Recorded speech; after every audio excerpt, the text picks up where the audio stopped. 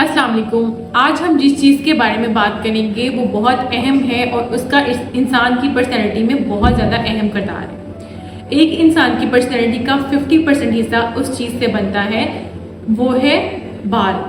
बाल आपकी पर्सनैलिटी में नुमायां किरदार अदा करते हैं। तो आज हम बात करेंगे बालों के बारे में, बालों की डिजीज़ के बारे में, हेयर ट्रांसप्लांट के बारे में और इन तमाम प्रोसीजर्स में कितना सच है और कितना झूठ है। ये तमाम चीज़ें आज की इस वीडियो में डिस्कस होंगी। इन तमाम बीमारियों की वजूहात भी डिस्कस करेंगे और आखिर में इसका ट्रीटमेंट भी आपको बताएंगे। तो जुड़ी रहिए मेरे इस वीडियो में मेरे साथ। अगर आपको मेरी वीडियोस पसंद आती हैं तो please subscribe to my channel. आइए स्टार्ट करते हैं इस वीडियो को। रोज़ाना 60 से 70 बाल एक इंसान के गिरते हैं। ये एक नॉर्मल प्रोसीजर है। तमाम इंसानों के साथ ये प्रोसीजर होता है जो कि नॉर्मली हमारी लाइफ में चल रहा होता है। कंघी करते हुए, सोते हुए, उठते हुए, ब्रश करते हुए, नहाते हुए हमारे रोज़ाना 60 से 70 बाल गिरते हैं। ये एक नॉर्मल प्रोसेस है। हमारा हेयर साइकिल 3 स्टेजेस में चल रहा होता है, जिसकी एक स्टेज होती है फॉलिंग, दूसरी होती है ग्रोइंग और तीसरी होती है रेस्टिंग। जिस तरह एक दरख्त के पत्ते गिर रहे होते हैं फिर उसके बाद नए आ रहे होते हैं, तो एक साइकिल चल रहा होता है। इसी तरह हमारे बालों का भी एक साइकिल चल रहा होता है कि रोज़ाना की बेस पे कुछ बाल हमारे जड़ रहे हैं, कुछ नए आ रहे हैं। तो ये एक नॉर्मल साइकिल है जो कि चलता रहता है नॉर्मली हमारी रूटीन में। अब हम देखते हैं कि हमारे जो बाल हैं वो ज़्यादा मिकदार में क्यों गिरते हैं। एक नॉर्मल प्रोसेस तो मैंने बता दिया, अब ज़रूरत से ज़्यादा हमारे बाल क्यों गिरते हैं, हमारे बाल क्यों चले जाते हैं, इनका क्या रीज़न है बाल जाने का।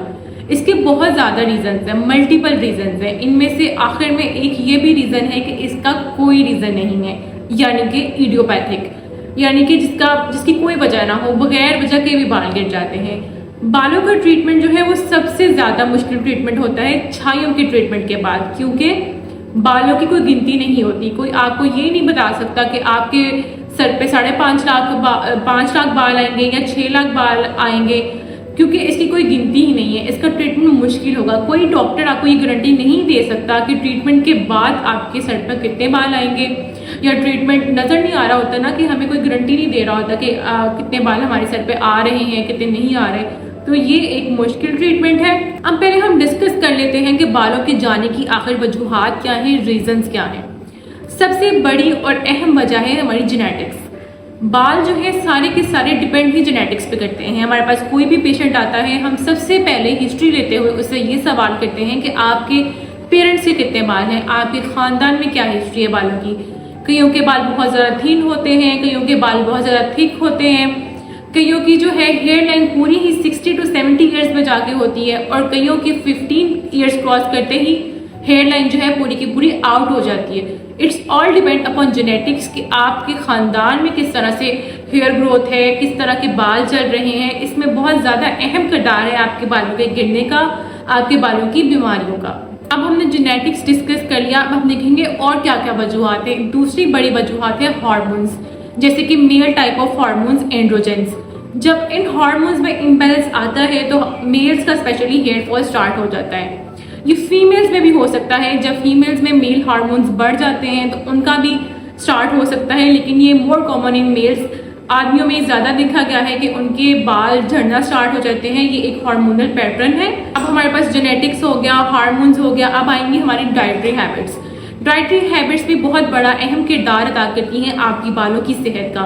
अगर आप बहुत ज़्यादा क्रैश डाइटिंग कर रहे हैं, अपना खाना प्रॉपर्ली नहीं ले रहे, अगर कोई बीमार शख्स है वो अपना खाना प्रॉपर्ली नहीं खा पा रहा, तो खाने की रूटीन में भी जो चेंजेस होंगी इसकी वजह से भी आपका हेयर लॉस बहुत ज़्यादा बढ़ सकता है और आपके बालों की मुख्तलिफ बीमारियां स्टार्ट हो सकती हैं। और एक और बहुत बड़ी वजह जो कि है हमारा स्ट्रेस।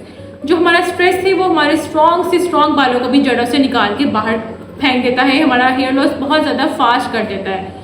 तो हमने अपने स्ट्रेस को भी कंट्रोल में रखना है, ये भी एक बहुत बड़ी वजह है। अब हम देखते हैं कि कौन से ऐसे बाल हैं जो चले जाएं तो वह कभी वापस नहीं आते और कौन से ऐसे बाल हैं जो कि वापस आ सकते हैं।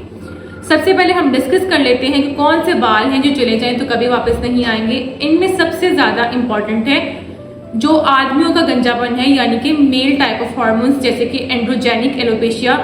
एंड्रोजेनिक एलोपेशिया में एक सेंटर ऑफ हेयर यानी कि सामने से या फ्रंट से एक आपका पोर्शन जो है वो बिल्कुल जड़ से निकल जाता है। जो बाल जड़ से निकल जाएं, रूट से निकल जाएं, वो कभी भी वापस नहीं आ सकते।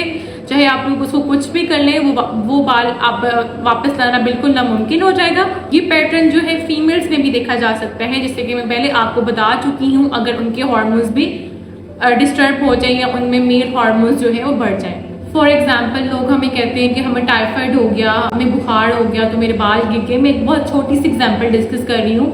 जी, ऐसा हो सकता है, ऐसा बिल्कुल हो सकता है कि आपको टाइफाइड हो गया, आपके बाल गिर गए, या आपको लंबा बुखार चढ़ गया, या हमारे पास जो कैंसर के पेशेंट्स हैं जो कीमोथेरेपी वगैरह के ट्रीटमेंट ले रहे हैं, अगर उनके बाल गिर गए हैं तो वो लोग फिक्र ना करें, उनके बाल जो हैं वो वापस आ सकते हैं। अक्यूट या क्रॉनिक बीमारियां जो हमारी चल रही होती हैं, नॉर्मली ये वाली बीमारियां, इनमें अक्सर जो हमारे बाल गिरे हैं वो सारे के सारे दोबारा वापस आ जाते हैं। इसमें ऐसी कोई परेशानी की सच बात नहीं है। अब हमारे पास कुछ इडियोपैथिक रीजंस भी होती है जिनमें हमें कोई ऑब्वियस रीजन नजर नहीं आ रही होती, हमें कोई बीमारी नजर नहीं आ रही होती, हमें वजह का पता नहीं होता। चाहे आप सारे के सारे दुनिया जहान के टेस्ट करा लें, कुछ भी करा लें, उसका आपको नहीं पता चलता, तो उसको हम इडियोपैथिक रीजंस कहते हैं ना, कि जिसका कोई काज नहीं है, रूट काज नहीं है, बस आपके बाल झड़ रहे हैं। एक ये कैटेगरी भी होती है। ये समटाइम्स ट्रीटेबल भी होती है और समटाइम्स ट्रीटेबल नहीं भी होती। अब हम डिस्कस कर लेते हैं कि इन तमाम रीजंस या इन तमाम वजूहात का इलाज क्या है। हमारे बाल क्या कभी वापस आएंगे या किस तरह से वापस आएंगे, ट्रीटमेंट क्या है, क्या मेडिकेशंस हैं। आइए सबसे पहले अब हम डिस्कस करते हैं कि जो सबसे पहले हमारे पास एलोपेशिया है, एंडोजेनिक एलोपेशिया, यानी कि मेल टाइप ऑफ हार्मोन्स का जो एलोपेशिया है, जिनमें से आपके बाल रूट से निकल जाते हैं, जड़ों से निकल जाते हैं, वो कभी वापस नहीं आते, सिवाय उसका एक ट्रीटमेंट हमारे पास है जो कि है हेयर ट्रांसप्लांट। जब हम हेयर ट्रांसप्लांट करते हैं तो आपके जो बाल हैं 90% से ज़्यादा ग्रो करना स्टार्ट कर देते हैं। ये एक बहुत ही कामयाब प्रोसीजर है, स्पेशली उन लोगों के लिए कि जिनके बाल वापस आना नामुमकिन हो गया था। ये एक अच्छा प्रोसीजर है जिनमें आपकी बालों की ग्रोथ होना दोबारा से स्टार्ट होना शुरू हो जाएगी। अब दूसरी एक ऐसी टाइप है कि जिसमें आप बाल लगा भी लेंगे, ट्रांसप्लांट भी कर लेंगे, तो भी आपकी ग्रोथ स्टार्ट नहीं होगी। ये वो वाला टाइप है जिसमें आपकी स्किन खानी शुरू होगी। अगर स्किन के नीचे कोई खून की नालियां ही नहीं है तो ग्रोथ का सवाल पैदा नहीं होता।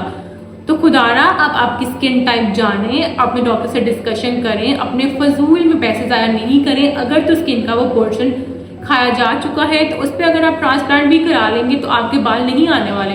तो इस चीज़ को हमें समझने की ज़रूरत है। हमें अपने पैसे और अपने वक्त की इन्वेस्टमेंट जो है अच्छी जगहों पे करनी चाहिए, ना कि हम डॉक्टर्स की बातों में आए और अपने पैसे उड़ा रहे हैं और फजूल में ट्रांसप्लांट्स करवा रहे हैं, पीआरपी करा रहे हैं। सवाल ही ना पैदा होता कि उस जगह पे दोबारा बाल आ सके। तो हमें इन थोड़ी बहुत चीज़ों को देखने की ज़रूरत है। और दूसरा जो कुछ टाइप्स ऑफ एलोपेशिया हैं कि जिनमें हमारे सर्कल्स में बाल चले जाते हैं, उड़ जाते हैं किसी जगह से, या सेंटर सर के दरमियान से बालों के पैचेस बन जाते हैं, उनमें बाल दोबारा वापस आ सकते हैं। उसका एक ट्रीटमेंट है जो कि ट्रीटमेंट प्रोसेस अकॉर्डिंगली चलता है। वो एक लंबा ट्रीटमेंट है, उसमें आपके बाल वापस आना मुमकिन है और उसमें आपके बाल वापस आ सकेंगे। अब कुछ ऑटो इम्यून डिजीजेज होती हैं जिसमें हमारी बॉडी का एक नॉर्मल सिस्टम होता है जो कि आपके सेल्स को खुद ब खुद खाना स्टार्ट कर देता है, आपके बालों को खुद ब खुद खाना शुरू कर देता है, बाल झड़ना शुरू हो जाते हैं, बाल खत्म होना शुरू हो जाते हैं। इसका भी हमारे पास ट्रीटमेंट है। इस डिजीज में भी आपके बाल जो है वापस आ सकते हैं, लेकिन खैर कोई भी डॉक्टर आपको ये गारंटी नहीं दे सकता कि आपके कितनी तादाद में बाल वापस आएंगे, आपके कितने बाल वापस आएंगे, आपके कितने अरसे में बाल वापस आएंगे। ये तमाम चीज़ें जो है वेरी करती हैं, पर्सन टू पर्सन वेरी करती हैं। और इन ट्रीटमेंट्स में हम मरीज को कोई वादा नहीं कर सकते कि इसके रिजल्ट्स कैसे होंगे, कितना अच्छा रिजल्ट होगा। ये क्योंकि बालों का ट्रीटमेंट थोड़ा लंबा होता है और अकॉर्डिंगली ही चलता है। तो अपना ख्याल रखिए। अगर आपको हेयर फॉल स्टार्ट हो गया है या अगर आपको इस तरह की चीज़ें स्टार्ट हो गई हैं तो सबसे पहले अपनी डाइट पे फोकस करें, डाइट अच्छी रखें। अगर आप विटामिन्स लेना बालों के लिए बायोटिन वगैरह के विटामिन्स वगैरह अच्छे हैं वो आप लेना स्टार्ट करें, लेकिन अपनी डाइट में सबसे पहले अच्छी चीज़ें यूज़ करें, अपना ख्याल रखें। अगर कोई ऐसा मसला स्टार्ट हो गया है तो अपने डॉक्टर से कंसल्ट ज़रूर कर लें इससे पहले कि आपको कोई बड़ा लॉस हो जाए या आपके ज़्यादा बाल गिर जाए। वीडियो देखने का शुक्रिया। Please subscribe to my channel. Allah हाफ़िज़।